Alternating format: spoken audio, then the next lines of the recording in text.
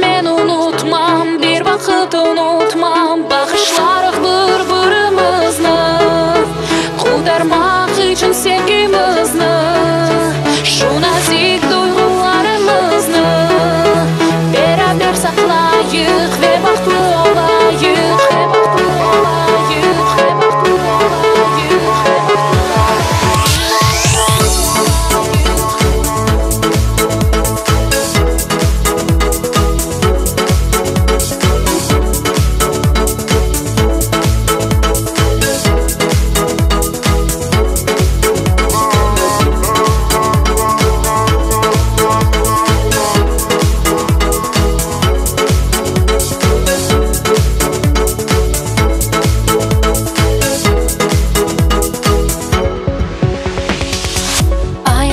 Sevgi hasret nedir bilmedim.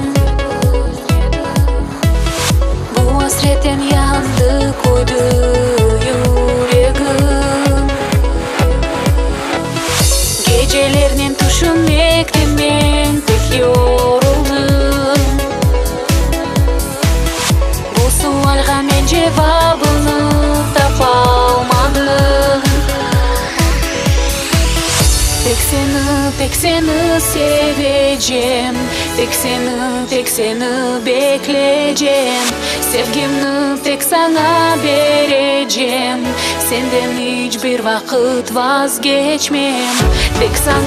Tek sana yırılacağım, tek sana yüreğimi bağışlayacağım. Yalvarам sevgimden vazgeçme, sensiz men yanacağım, sensiz men yanacağım.